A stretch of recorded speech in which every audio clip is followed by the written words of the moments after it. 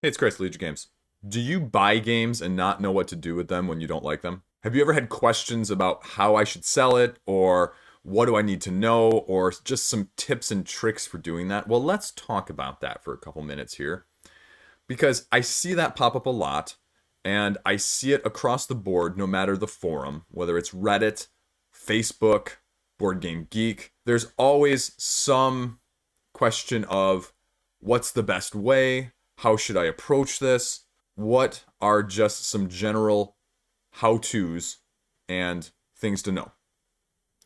So, let me tell you a few little quick observations, a few quick thoughts in my various colorful time of being on that side of things that I've noticed of the do's as well as the don'ts.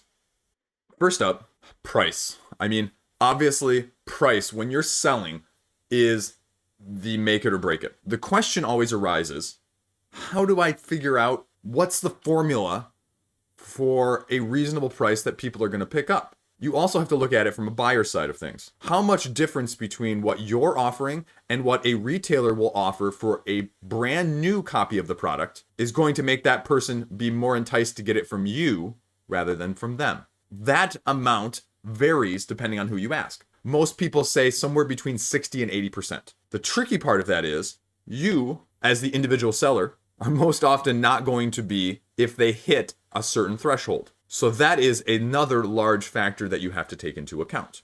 Now, that is very well and good when you talk about games that are readily available at the retail level.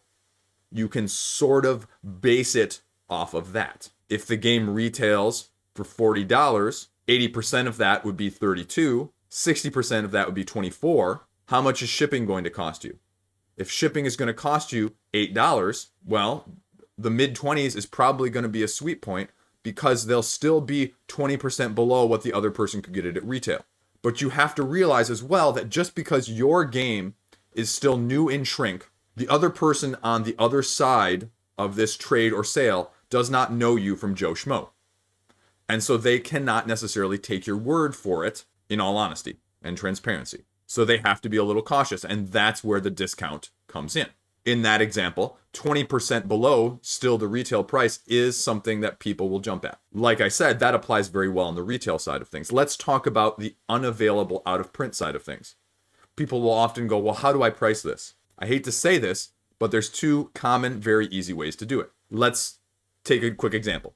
The example I'm going to use here is for an out-of-print game that most people are somewhat familiar with, Battlestar Galactica. But let's take a look at one of the expansions, because that's even harder to get. The easiest, most common thing I will direct people to is just scrolling down here, looking in the geek market, seeing what it's selling for there. You would be surprised and shocked at the number of times when I pull up the geek market with a new game being listed there that they have clearly not looked at the other games that are in the market already, and they have priced themselves out of competition without even knowing it. For example, in this case, if another Italian version popped up all of a sudden for 70 euros. So you have to know what the competition is doing in that sense. The other easy side of things is just to take a look and to click the price history. And you can look all over the place. Now you have to be very careful with this price history, just like you do in the next part of this, is because some of these prices, for example, like this one, I'm guessing is not just for the expansion, because it does not limit that. You can often select what you want. And so you may have to do some individual clicking to see, okay, was this $665 one? Oh, no, it was Daybreak and Merlin's Company. Wow, that's a lot for both those. Anyway, and so how did it end up on the Exodus side of things as well? All three of those for $665. So you have to be careful not to look just at what the price was. Some digging is necessary. And you can even select by the currency. Okay, I only want the US dollars because that's probably only where I'm at. Or, I'm in Europe and that's where I'm at. I need to see what's comparable there. Because sometimes those would be very similar. Sometimes those won't. I've seen several games that are exclusive on one side of the pond or the other that will then drastically affect the sales on the opposite side. I've had several Europeans say to me, oh yeah, this game's widely available over here. What are you talking about that price? And I'm like, I cannot get it anywhere stateside. And vice versa. I know that it happens vice versa even more. So that's one way. The other way is you go over to eBay and you can see, okay, what's listed right now. There is literally one game listed right now. $300 plus $17.50 shipping. Okay. Well, that's great, Chris. But how do I decide how much lower to sell it than $300 if I have a copy of this? This is where the most important click you can make down here is sold items. And it will also go to completed, so you need to be aware that completed and sold are two slightly different things. Battlestar, Pegasus, Exodus. So you have to be, again, a little bit choosy, just like on here, about the price points versus what you're getting. And so here you can see, again, what things have sold for. Now, if you see a slash through it, the best offer was accepted. So you need to be aware that that might be slightly different. That is the second easiest way to tell.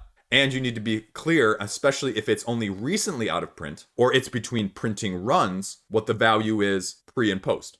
Things like between print runs of Root or Blitzkrieg, the 2-player war game. Between print runs, those went for 1.5 to 2 times the value. But as things got closer to the next printing, coming back down to retail or below retail.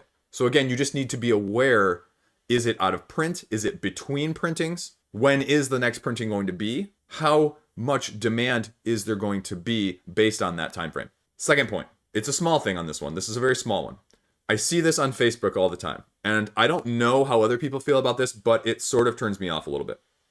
When I see people basically calculating it down to the cent of seeing how close they can get the shipping and the cost of the game to like this much below what it is at retail. Like, oh, okay, I have this game for $47.50. And you're like, man, and so rounding it versus not rounding it, it's a small thing. But when you see that, it makes me go, they're trying to nickel and dime me a little bit. And I understand it.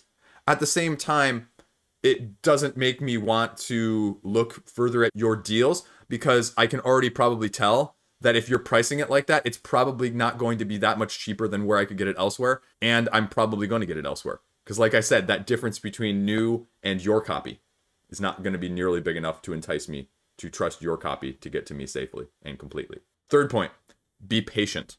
Be patient. The hype, the hotness, it strikes at our hearts.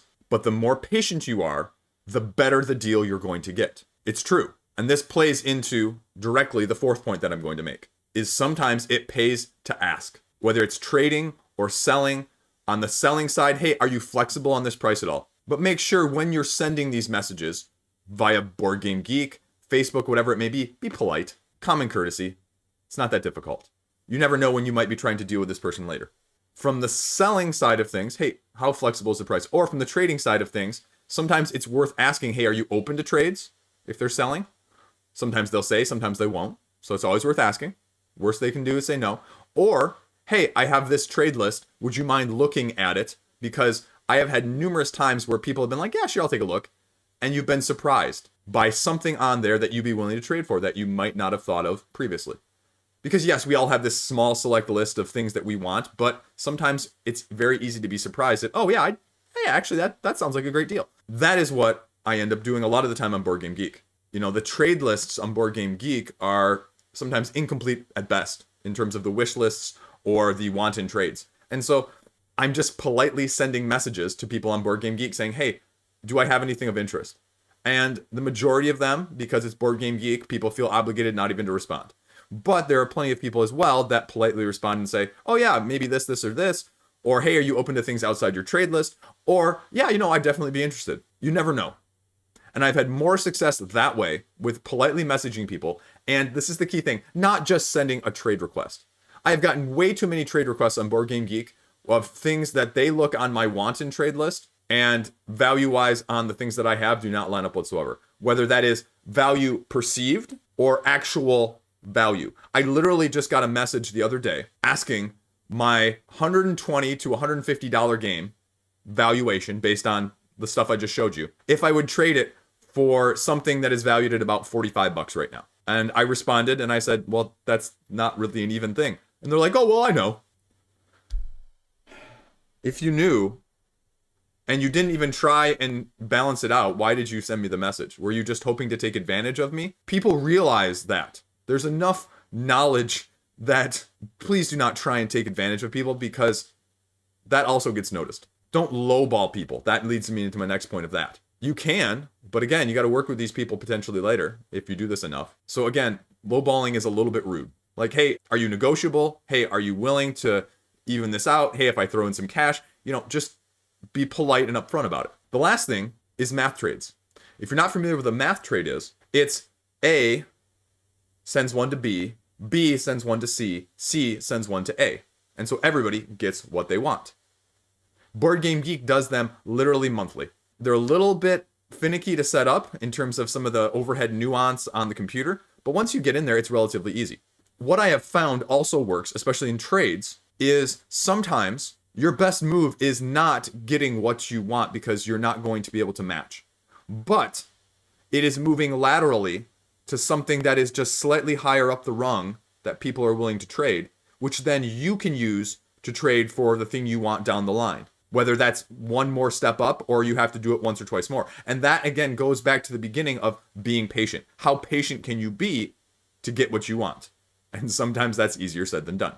But I've done that many a time of gotten a game that has better trade value or that I know more people will want because this one person wanted my game.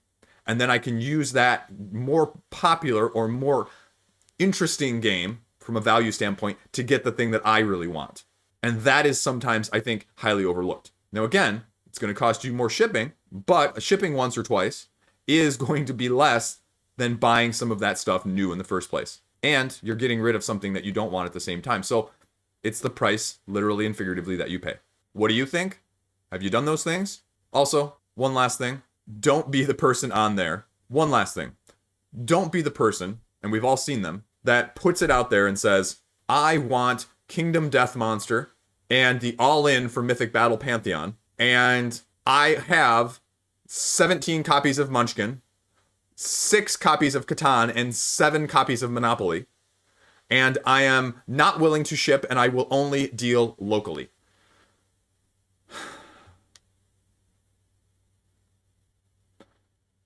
Sometimes in these trades, people, you're going to have better chances if you're willing to give something up that people want. And that sometimes goes counterintuitively, but you have to give something up of value to get something of value back. And just because the total amount that it may have cost adds up to their total amount it may have cost, that doesn't always work. So we've all seen those posts. Anyway, that's it. My quick tips, roundups, thoughts on how to get rid of your games and make some more money or get some different games instead. So let me know what else you guys have done. Let me know if you thought this was helpful or useful.